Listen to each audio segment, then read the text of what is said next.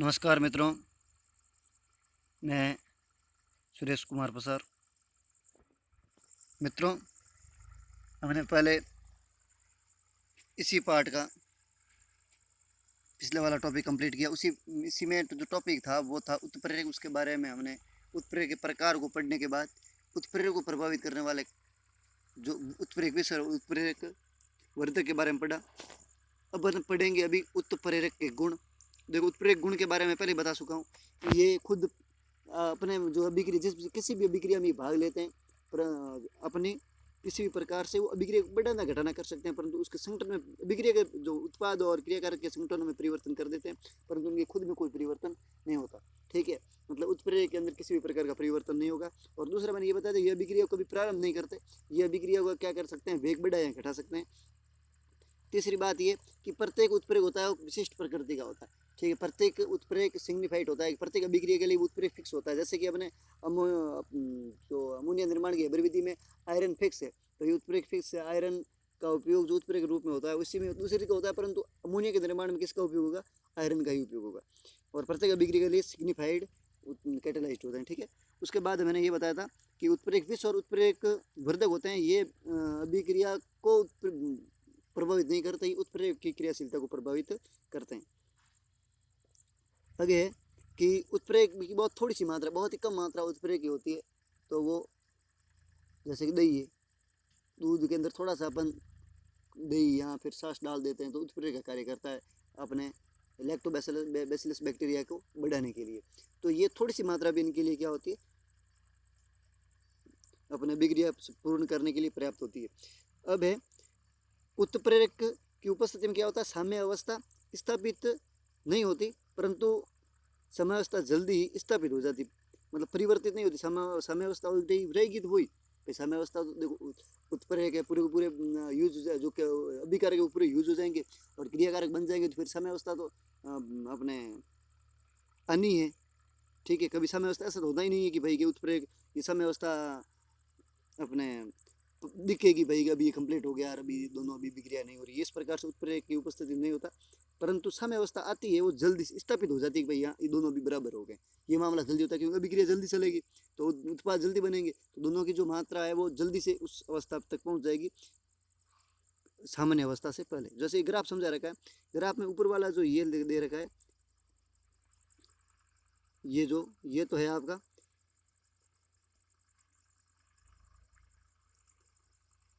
ये है क्रियाकारक और ये उत्पाद।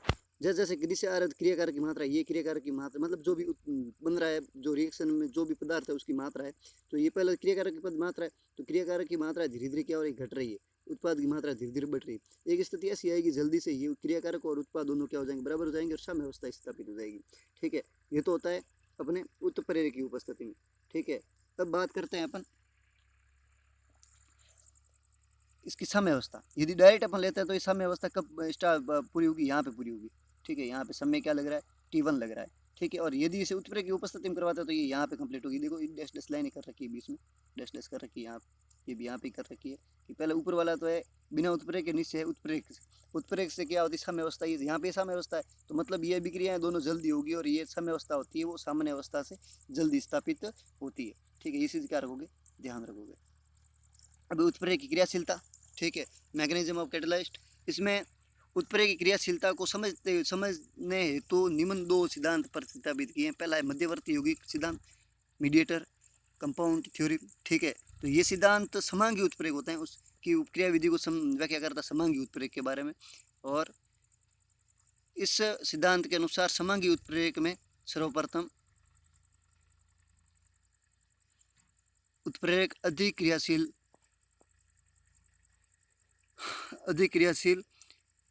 अभिकारक अणुओं से क्रिया करके मध्यवर्ती यौगिक का निर्माण करता है। मतलब इसमें क्या होगा, मीडिएटर का निर्माण होगा। ठीक है, अधिक क्रियाशील जो अभिकारक होगा उससे क्रिया करेगा उत्प्रेरक, और एक मध्यवर्ती अपना एक मीडिएटर का निर्माण करता है। ठीक है, और अब जो ये मीडिएटर होता है ये अपने दूसरे क्रियाकारक से क्रिया करके पुनः अभिक्रिया के अंत में उत्प्रेरक को अलग अलग कर देते हैं। इस क्या होता है, दूसरी बाद में वो जो दोनों साथ में हुए, तो साथ में जो कौन बना है, क्रियाकारक और उत्प्रेरक दोनों साथ में मिलकर किसका निर्माण किया, मध्यवर्ती का। मध्यवर्ती वापस किसमें परिवर्तित हो गया, मध्यवर्ती वापस उत्प्रेरक से अलग होकर किसमें परिवर्तित हो गया, मध्यवर्ती उत्प्रेरक में परिवर्तित हो गए, वापस पुनः अपने अलग पृथक होकर उस किसका निर्माण कर दिया, उत्पाद का निर्माण कर दिया। ठीक है, इस सिद्धांत के अनुसार समांगी उत्प्रेरक की क्रियाशीलता निम्न दो पदों में समझाई, जिससे बता रखी है।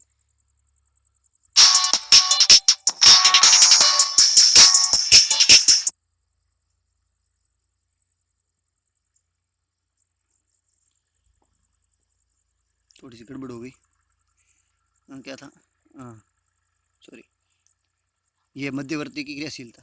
ठीक है, तो इसमें पहला मध्यवर्ती का निर्माण, पहले तो मध्यवर्ती का निर्माण होगा, उसके बाद में क्या बनेगा, मध्यवर्ती निर्माण कैसे होगा, क्रियाकारक और उत्पाद उत्प्रेरक दोनों जुड़ के मध्यवर्ती का निर्माण करते हैं, और मध्यवर्ती वापस टूट कर किसका निर्माण करते हैं, उत्पाद का निर्माण करते हैं। दो पदों में क्या होती है, संपन्न होती है। तो पहले अपन देखते हैं समांगी उत्प्रेरक की क्रिया विक्रियाशीलता का पहला है आपका उत्पाद का निर्माण होना। इसमें आप देखो ये दोनों क्या है, क्रियाकारक है, दोनों क्या है, क्रियाकारक।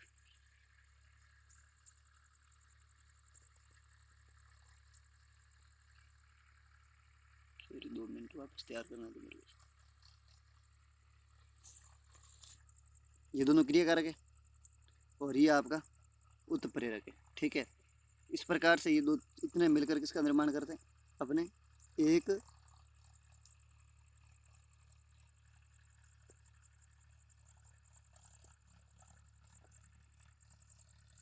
ठीक है, इसमें ये x मिलकर ये x का निर्माण, दोनों मिलकर क्या बना रहा है, x भी, ये एक उत्पाद है। ठीक है, अब इसको होगा कैसे, पहले x होगा वो a से क्रिया करेगा, क्यों, a क्या अधिक क्रियाशील अपने योगी के पहले बोला ना, अधिक क्रियाशील योगी होगा वो क्रियाकारक में, उससे जल्दी क्रिया करेगा, जल्दी क्रिया करके किसका निर्माण कर रहा है, मध्यवर्ती का, ये मध्यवर्ती का निर्माण हो गया।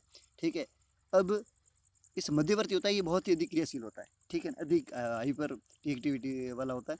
इस पद में उत्प्रेरक अधिक क्रियाशील अभिकारक अणुओं से क्रिया करके मध्यवर्ती का निर्माण x का करते हैं, और मध्यवर्ती दूसरे क्रियाकारक से क्रिया करता है। अब मध्यवर्ती क्या करता है, दूसरे क्रियाकारक से क्रिया करके किसका निर्माण कर देता है, उत्पाद का निर्माण कर देता है। दूसरे से क्रिया मध्यवर्ती करेगा b से करेगा, a और b दोनों जुड़ जाएगा, x वापस अलग हो जाएगा, मतलब ये अणु होगा, ये x अणु मतलब ये क्रिया उत्प्रेरक है, वापस क्या हो जाता है, अलग हो जाता है। इस प्रकार से किसका निर्माण हो जाता है, उत्पाद का निर्माण हो जाता है। देखिए पहले क्या हुआ, x ने किससे क्रिया की, a से क्रिया की, मध्यवर्ती बना x से, वापस मध्यवर्ती ने किससे क्रिया करेगी, दूसरे क्रियाकारक से, दूसरे क्रिया करके एक्स जो उत्प्रेरक था वो हो गया अलग, और उत्पाद का क्या हो गया, निर्माण। ठीक है, इसमें इस प्रकार से अपना एग्जाम्पल है SO2 का ऑक्सीकरण। SO2 का ऑक्सीकरण होता है तो ये NO की उपस्थिति होता है, NO की उपस्थिति होगा, पहले क्या करेगा, O2 होगा, ऑक्सीजन अधिक क्रियाशील होती है, तो ऑक्सीजन पहले किससे क्रिया करेगी, NO से क्रिया करेगी। ठीक है, NO से क्रिया करके ऑक्सीजन क्या बना लेगी, NO2 बना लेगी। ठीक है, NO2 बना के वापस ये NO2 वापस क्रिया करेगा किसे, SO2 से, SO2 से क्रिया करके वापस क्या बना लेगा, ये SO3, और वापस क्या NO क्या हो जाएगा, अलग हो जाएगा। ठीक है, इस प्रकार से ये घटनाक्रम चलता है। ठीक है ना,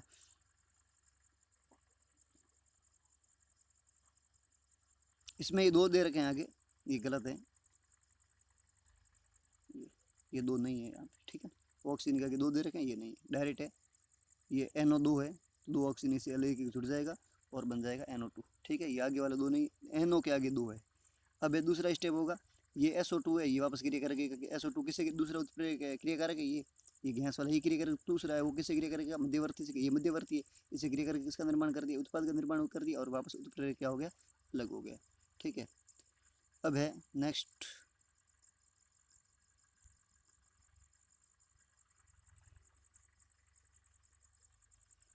अब है अधिशोषण सिद्धांत। ठीक है, अब अधिशोषण सिद्धांत के बारे में पढ़े। अधिशोषण सिद्धांत है क्या, ये सिद्धांत विषमांगी उत्प्रेरक की क्रियाशीलता को समझाता है। ठीक है, ये पहले तो था आपका दूसरा मध्यवर्ती सिद्धांत, अब है अधिशोषण सिद्धांत। इस सिद्धांत के अनुसार विषमांगी उत्प्रेरक की क्रियाशीलता निम्न पदों पर, पहला था आपका विसरण, विसरण मतलब फैलाव, कितना फैलाव, जितना फैलाव अधिक होगा, जितना उसका पृष्ठ अधिक होगा, उतना ही उसकी क्रियाशीलता क्या होती है, अधिक होती है। ठीक है, उसके बाद अधिशोषण, इस पद में क्या करते हैं, जो क्रियाकारक अभिक्रियाकारक के अणु होते हैं वो उत्प्रेरक की सतह पर क्या हो जाते हैं, अधिशोषित हो जाते हैं, मतलब जम जाते हैं, अधिशोषण हो जाता है। ठीक है, तो यहाँ पे जो अधिशोषी है वो कौन है, उत्प्रेरक है। और इसके परिणाम स्वरूप उत्प्रेरक की पृष्ठ पर, अभिक्रिया होती है कहाँ पे होती है, उत्प्रेरक के ऊपर होती है, उत्प्रेरक की पृष्ठ पर होती है, ठीक है। पृष्ठ पर अभिक्रिया अणुओं की सिद्धांत सांद्रता की वृद्धि होती है और इस पद में अभी अधिशोषण के दौरान निकली अधिशोषण उष्मा सक्रिय ऊर्जा पर काबू पाने के लिए सक्षम होती है। Very important. क्या होता है इस पद के अंदर, जब ये क्रिया करते हैं अभिकारक अणु उसके उत्प्रेरक के ऊपर क्रिया करते हैं तो इससे अधिशोषण होता है। अधिशोषण को आपको पता है, अधिशोषण होता है तब क्या होती है, उष्मा उत्सर्जित होती है। और जो उष्मा मैंने आपको बताया था कि अधिशोषण उष्मा सेपी प्रक्रम है, उष्मा शोषी नहीं है, ठीक है। उष्मा सेपी प्रक्रम के द्वारा उष्मा उत्सर्जित होती है और वो उष्मा संग्रहण ऊर्जा को कम करने के लिए, मतलब खुद की ऊर्जा है उसको क्या कर देंगे, बढ़ा देंगे, क्रियाकारों की ऊर्जा बढ़ जाएगी जिससे संग्रहण ऊर्जा क्या हो जाएगी, कम हो जाएगी, ठीक है। इससे अभिक्रिया क्या होती है, जल्दी होती है। मध्यवर्ती संग्रहित संकर का निर्माण, इसी पद के अंदर मध्यवर्ती का एक निर्माण होता है संग्रहित संकर का। इस पद में अभिकारक अणु परस्पर संयुक्त होकर मध्यवर्ती संग्रहित संकर का निर्माण करते हैं, मतलब आपस में संयुक्त होकर इसके ऊपर उत्प्रेरक के ऊपर, ठीक है। और ये क्या करते हैं, मध्यवर्ती का निर्माण करते हैं और उत्पाद का निर्माण, वापस ये मध्यवर्ती संक्रमित संकर उत्पाद का निर्माण करते हैं, ठीक है।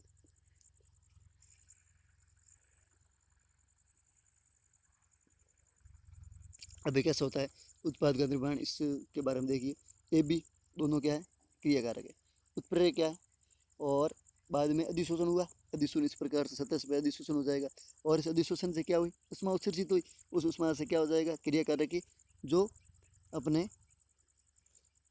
संग्रहण ऊर्जा है उसको क्या हो जाएगी, कम से उसकी ऊर्जा है जो उत्पाद जो संग्रह, इसमें अधिशोषण के द्वारा उष्मा उत्सर्जित होगी और उष्मा उत्सर्जित होगी तो ए और बी की जो ऊर्जा है वो क्या हो जाएगी, बढ़ जाएगी। किससे ज़्यादा हो जाएगी, अपने संग्रहण ऊर्जा ज़्यादा हो जाएगी, जिससे क्या हो जाएगा, आपके ए बी का वापस निर्माण हो जाएगा, उत्प्रेरक वापस क्या हो जाएगा, अलग हो जाएगा। दूसरी बात है, अब ए बी पहले ये इस प्रकार से होगा, ए बी उत्प्रेरक अधिशोषण हुआ इस प्रकार से, उत्प्रेरक ये उत्प्रेरक है, उत्प्रेरक के ऊपर अधिशोषण हो गया और बाद मध्यवर्ती संकरित संकर मतलब स्लो मोशन है, ये फास्ट ही जल्दी होगी, ये थोड़ा जल्दी रिएक्शन धीमे होगी और बाद में मध्यवर्ती इस प्रकार से बनेगा, ठीक है। ए दोनों दूर दूर आ गए, ए बी बी इस आपस में क्या हो जाता है, इस प्रकार से आपस में जुड़ जाते हैं, जुड़ के वापस ये क्रिया करते हैं, उत्पाद ये ए बी आपस में जुड़ जाते हैं और वापस ये होता है उत्प्रेरक होता है वो क्या हो जाता है, अलग हो जाता है। उसके बाद है इस सिद्धांत के अनुसार मध्यवर्ती संकरित संकर का निर्माण के वेग निर्धारक पद जो होगा वो क्या होगा, संकरित संकर का निर्माण, क्योंकि स्लो होता है। जो धीरे होता है ना, जो भी आप कोई भी रिएक्शन देखते हैं दो स्टेप की, जिसमें जो स्लो होता है, जो रिएक्शन का पद स्लो होता है, जो स्टेप स्लो होगा ना, वो सबसे सॉरी वही उस अभिक्रिया का निर्धारक पद होगा। जो फास्ट होता है उसके ऊपर तो कोई टाइम लगती नहीं, आता तो हो जाता है, तो उसको अपन ये नहीं ले सकते कि अभिक्रिया इतनी देर में जल्दी से कंप्लीट हो गई, उसको नहीं लेंगे। अभिक्रिया निर्भर करती है स्लो मोशन के ऊपर, ठीक है, स्लो स्टेप होगा उसके ऊपर ज़्यादा निर्भर करेगी, उसमें रिएक्शन रेट उसका क्या होगा। इस सिद्धांत के अनुसार उत्प्रेरक वर्धक पदार्थ उत्प्रेरक की सतह पर संक्रिय केंद्रों की संख्या बढ़ाकर अभिक्रिया के वेग को क्या कर देते हैं, बढ़ा देते हैं, ये तो आपको पता ही है। जबकि उत्प्रेरक विष पदार्थ उत्प्रेरक सतह पर क्या करेंगे, संक्रिय केंद्रों की संख्या को क्या कर देंगे, कम कर देंगे, कम करके उसके उत्प्रेरकों की क्रियाशीलता उसको क्या कर देते हैं, कम कर देते हैं।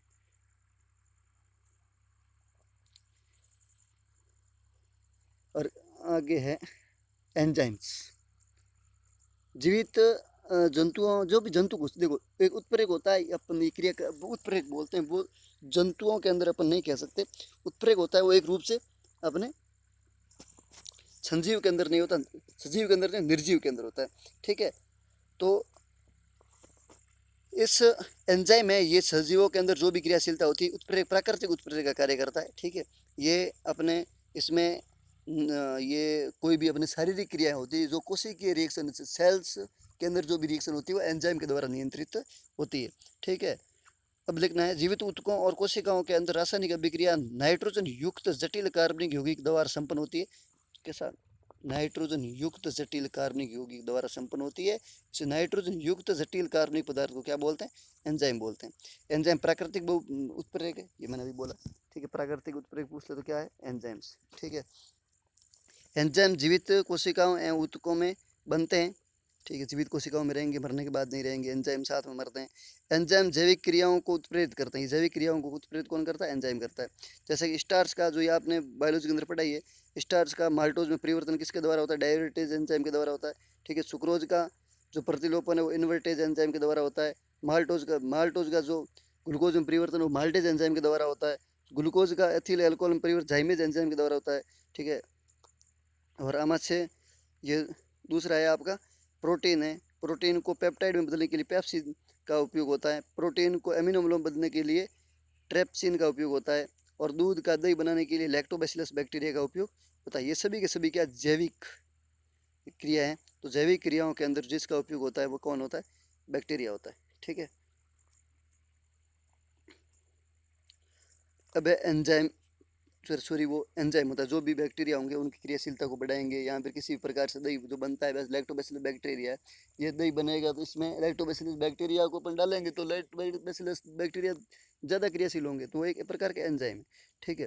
जितने भी आपके एंजाइम है वो सभी जैविक क्रियाओं के अंदर उपस्थित होंगे। अब एंजाइम की क्रियाविधि ये साबिक सिद्धांत पर आधारित है, ठीक है। ताला साबिक सिद्धांत जिस प्रकार से होता है इसी प्रकार से ये सिद्धांत होता है। एंजाइम की क्रियाविधि तलासाबी सिद्धांत द्वारा समझी जा सकती है। इस सिद्धांत के अनुसार एंजाइम की पृष्ठ पर निश्चित आकृति के आकार के संकीर्ण केंद्र होते हैं। निश्चित होते हैं, ऐसा नहीं कि हर किसी कोई अभिक्रिया के अंदर सेट हो जाएंगे। उसी अभिक्रिया के आकार का उसमें जो साबी होती है एक ताले के लिए उसी ताले के लिए लगती है। इसी प्रकार से ये एंजाइम होता है उसी अभिक्रिया के लिए सॉरी ये हाँ एंजाइम होता है ये उसी अभिक्रिया के लिए क्या होते हैं? उत्तरदायी होते हैं, उसी अभिक्रिया को उत्प्रेरित करेंगे, क्योंकि उनकी जो साइज होती है वो निश्चित होती है। और एक क्रियाकारक अणु उसी प्रकार से फिट हो जाते हैं जिस प्रकार से एक ताले सभी ताले में फिट हो जाती है। एंजाइम अभिकारक अणुओं से संयोजित होकर मध्यवर्ती संग्रहित संग्रह का निर्माण करते हैं जो कि अंत में उत्पाद का परिवर्तित हो जाता है। इस सिद्धांत के अनुसार एंजाइम की क्रियाविधि निम्न पदों में जो पद दे रखे हैं 2 3 1 देखो। पहला है आपका मध्यवर्ती संग्रहित संग्रह का निर्माण। इस प्रकार से एंजाइम इस प्रकार से होगा तो क्रियाकारक ऐसा होगा, तो ये आपस में क्या कर पाएंगे? अपने जुड़ पाएंगे, ठीक है ना भाई। ये आपका एंजाइम है और ये आपका क्रियाकारक है, आपस में रिएक्शन की इसका निर्माण हो गया। ये है आपका ई और इसको मानते हैं अपन एस, एस और ये ई, तो इस दोनों जुड़ के ई एस बन गया एंजाइम सब्सटेंस, ठीक है। तो बाद में उत्पाद, तो उत्पाद वापस क्या करेंगे? इसको वापस तोड़ेंगे, तोड़ के क्या बना लेंगे? वापस आपका ई को अलग कर देंगे और वापस साथ में क्या बन जाएगा? प्रोडक्ट बन जाएगा पी, ठीक है। ई एस रिएक्शन करके क्या बनाता है? एंजाइम अलग कर देगा और उत्पाद को क्या कर देगा? अलग कर देगा, प्रोडक्ट का निर्माण अलग कर देगा। अब जियोलाइट उत्प्रेरक यहाँ आकार वर्णात्मक उत्प्रेरक, इसके बारे में थोड़ा ध्यान रखना। आया था 2000 जियोलाइट नहीं आया था, इसमें ZMS5 आया था, जो मैंने आपको वैसे 11वीं क्लास में बता दिया था वो, ठीक है। तो ZMS5 2018 में आया था समथिंग। तो जियोलाइट सूक्ष्म छिद्र एल्यूमिना सिलिकेट होता है, ठीक है। इसमें एल्यूमिना सिलिकेट होता है, सूक्ष्म छिद्रित होता है, बहुत ही कम छिद्र होते हैं इसके ऊपर, ठीक है। इसका सामान्य सूत्र Mn, जहाँ M है ये क्या है? धातु है। Mn मतलब धातुओं के n के वो ये घात है कितने है मतलब टोटल। बाद में आप Al2 इसमें x है, यहाँ पे ये भी क्या है? इसकी संख्या है, ठीक है। सिलिकॉन Y ये भी संख्या है और ये Z भी संख्या है। M ये M है, ये भी क्या है? एक प्रकार से संख्या है, ठीक है। इस प्रकार से एक उत्प्रेरक होगा वो इस ऐसे सूत्र वाला जो भी उत्प्रेरक होगा सामान्य सूत्र वाला वो आपका क्या होगा? जियोलाइट होगा, ठीक है ना। इसमें के अंदर एल्यूमिना आयरन एल्यूमिनियम, ठीक है ना। ये सिलिकॉन एल्यूमिनियम और कोई भी और दूसरा धातु यहाँ पे हो जाएगा। इस प्रकार से अपन देख लेते हैं ऐसा कोई सूत्र। ये रहा देखो, सोडियम है 2 सोडियम 2 एल्यूमिनियम, सिलिकॉन 2, ऑक्सीजन 8 और जल के अणुओं का कोई एक्स बना रखें, कुछ जो फिक्स है नहीं। इस प्रकार का जो सूत्र होता है जो आपकी तो एन है धातु की ऑक्सीकरण संख्या है, एन लिख रखा है जो भी, ये धातु की ऑक्सीकरण नंबर है, ठीक है।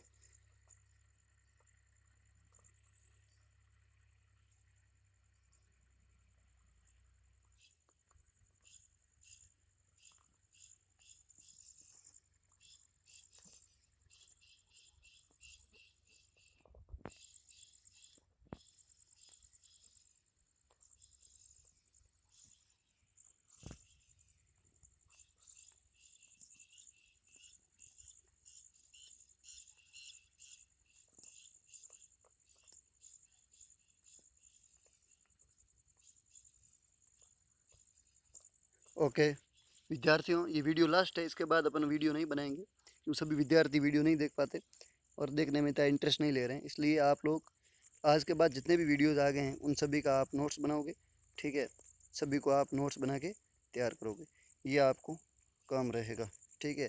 आने वाले 1 महीना तक क्या करेंगे, इन सभी नोट्सों को आप व्यवस्थित बनाएंगे, बहुत बढ़िया। और जो भी वीडियोज़ हैं उनको पूरा रिपीट करके पूरा तैयार कर दोगे। पहले नोवा पार्ट और इस पार्ट के जितने भी वीडियोज़ आ गए हैं इनको आप पूर्ण रूप से तैयार कर दो।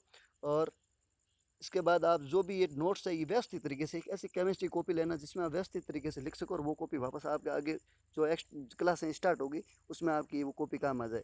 इस प्रकार से आप अरेंजमेंट करना। 1 तारीख को यदि स्कूल खुल जाती है, मैं तो चाहता हूँ खुल जाएगी, यदि खुल जाती है तो बहुत बढ़िया बात है, नहीं खुलती है तो अपन वहाँ 1 तारीख के बाद और कुछ सोचेंगे, जिसकी सूचना मैं आपको लगभग 20 तारीख के समथिंग हम दे देंगे, ठीक है। धन्यवाद। पढ़ते रहिए, बढ़ते रहिए।